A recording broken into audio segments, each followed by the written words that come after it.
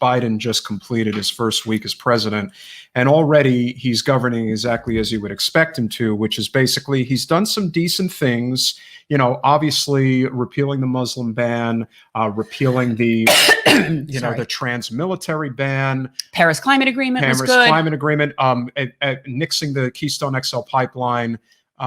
So he's had some good stuff. I'm not going to say that he hasn't. And obviously the bar is so damn low because of Trump. But the bottom line is where are $2,000 checks?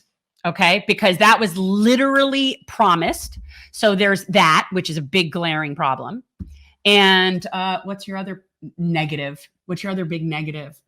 Well, the reality is they're not doing anything as far as healthcare is concerned. In fact, Biden has the audacity to suggest that opening up the ACA exchange for an extended period is exactly what people need right now. Yeah, that's what we need. Because a lot of people have expendable income right now, disposable income to be doing. You've got 15 million people that have lost their jobs and with it their health care. So give them the exchange. Give them something that they can't afford. Or Cobra. Let's give them Cobra. Cobra is so affordable. But I think people are starting to recognize their own power now. And it's like, yeah, I'm not going to take this anymore. I'm not just going to accept things the way that they are.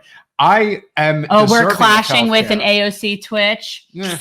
That's okay. Go back and forth. Look, the truth is that I go back and forth. Watch both simultaneously. No, when I'm watching stuff, I'll go back and forth. I don't always stick with the same thing. I go in and out of live streams. That's totally cool. That's not. You cannot possibly try to accommodate everybody else's thing. Okay, here's what's really pisses me off about Biden is military-industrial complex. Oh, that's to be expected. The Syria thing is a problem. And it's going to get worse. Mm-hmm. And I'm waiting to see what they're going to do about what's going on in Yemen. They are talking about actually coming out of Yemen. Well, but I think an even bigger story here is that doesn't count unless we stop giving Saudi Arabia the weapons and refueling them midair so that they can continue. Like, we're not in Yemen. So they might be, that would be what they would do. They'd say, well, we're pulling out of Yemen. Yeah, we're not in Yemen. That's not the problem. The problem is that we're enabling someone else to do it. So unless they address that, then it's just sort of waste. Well, you have to remember something also that isn't getting talked about enough, and that is Biden has already come out and said they are not moving the embassy out of Jerusalem. Okay, yeah, that bothers me too. That's a problem. Really big red flag, and that also leads to the bigger issue, the biggest one of them all, which again, down here for us, it's obviously Venezuela, but the world over, it's obviously Iran. Oh yeah, no, and he already has come out saying that he sees Juan Guaido as the leader of Venezuela. So in other words, the person that the former president tweeted was the leader of Venezuela, because that's how other sovereign nations get their leaders, is we tweet it. And that's who Joe Biden is recognizing as a leader of Venezuela. And that also makes it a problem. Well, not just that, it also becomes an even bigger problem when you're dealing with the fact that the congressional representative in this district has been one of the loudest supporters of regime change in Venezuela. And that's, you know what? It's a really big problem. It's a problem, but what it really shows you is when somebody is on the side of regime change or they support Guaido, okay, what that tells you is that they support wealthy, white, corporatist Venezuelans. Now, if somebody is against regime change, and they don't necessarily have to be supporters of Maduro, that's really not our concern.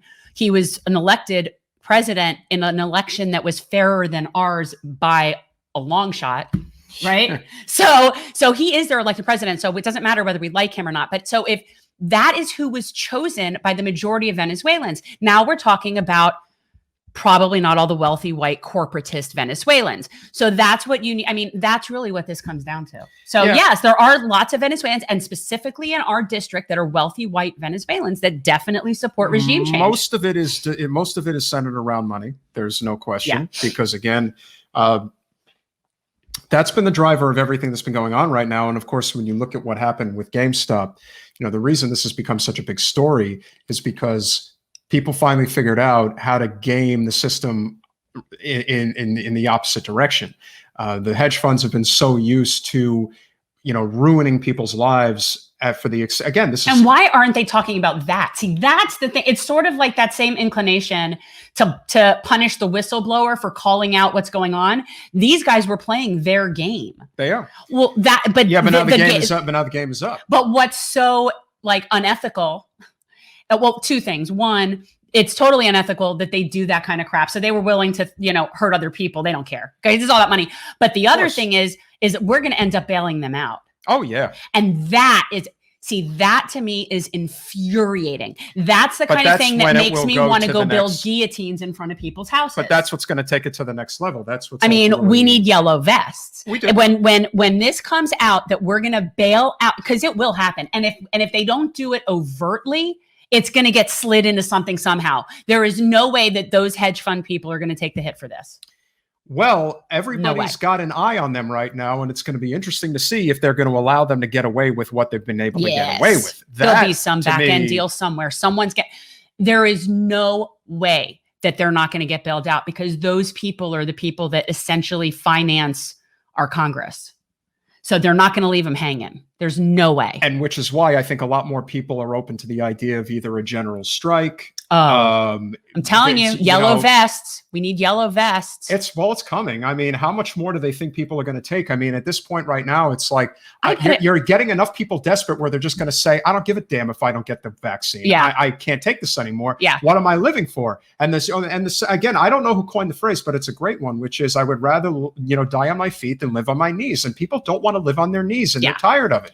I don't blame them. Well, I think if our cars came with yellow vests, it may have already been happening. That's the thing.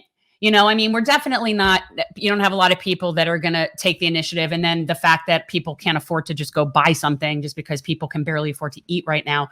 But I do think that if our cars came with them like they do in France, by the way, that's a brilliant thing, that people would be wearing them. Well, that's also because the French have certain inalienable rights that we don't have, and they would never give them up. For example, a living wage, healthcare, right? And they are environmentally conscious. Right. They just have, again, Europe, Asia, there's just a completely different philosophy on how to live, even in countries that you would think are not so good. Yeah. I mean, they're the most tyrannical nation that I can think of that we consider an ally is Saudi Arabia, and the way that they conduct business in their country, the subjugation of women, among other things.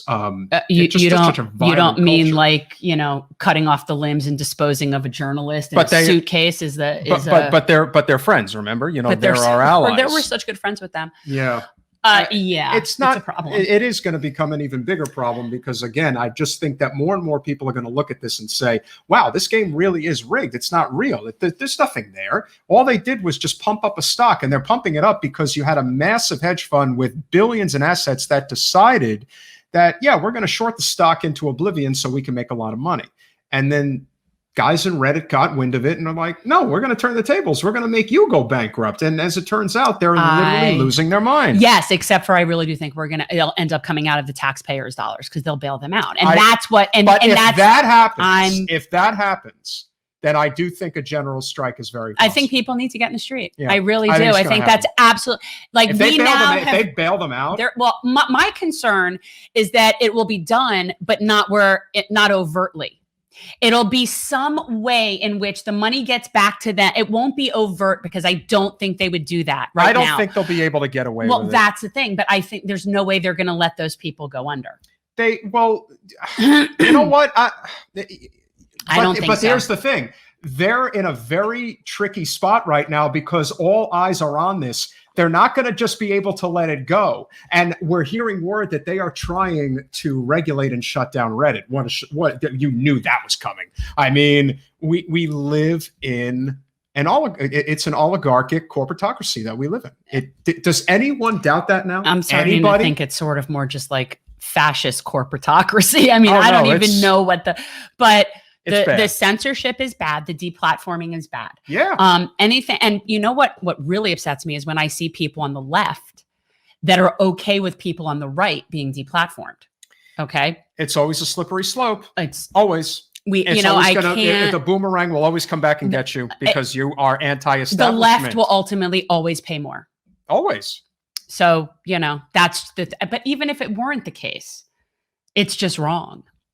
And it's going to continue to get worse. But as we look at what is going on, away from obviously the national conversation, we have some pretty big developments at the local level, statewide.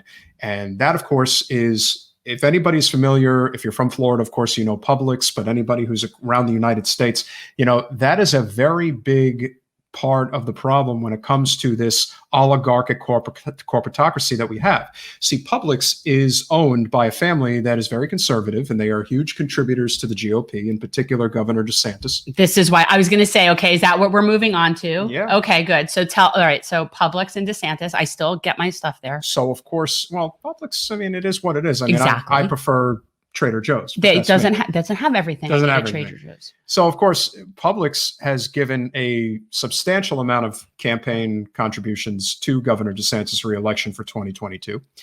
And one of the things that they have been granted because of their very friendly giving to the GOP is now almost exclusivity rights on the distribution of the COVID vaccine. Now, you would ask yourself, well, what is the point of that? I thought the vaccine is free. Yes, it is free. But here's the thing. If you have to go into Publix to get the vaccine, the odds that people who are walking in there are likely to buy something while they're there, it's pretty high. So this is, again, market manipulation in a way that isn't ethical or good. Now, is it illegal? I'm not going to say it isn't legal, but highly unethical to the hilt. I mean, it's as bad as it gets. And this looks really, really bad. And this quid pro quo nonsense has got to stop. It should be driving everybody nuts. I'm not boycotting Publix. So you can't boycott Publix. I'm not. What does Publix have that's so good that you absolutely can't live complete without? and utter convenience, because it's right next to my house. Well, and to there be you go, and people. there's not, and the next closest thing to me is a Winn-Dixie, and I just do not like Well, that. I wouldn't do Winn-Dixie well, either. that's but the next closest thing to me. So it is what it is. Okay. And yes, and I do patronize Trader Joe's. Anything I can get there, I do. I don't love their produce. I just don't. I don't want to go to Whole Foods anymore. So I had to take that off the table. So my choice is either supporting Publix or supporting Jeff Bezos. And so, you know what, people? Can't have it every way. I need a supermarket. Thanks for watching. If you want to support our mission to transform politics into service, please like this video, subscribe, follow us on social media, and consider joining our Patreon, where you'll get early access to our interviews as well as other exclusive content. Links are in the description. Peace out.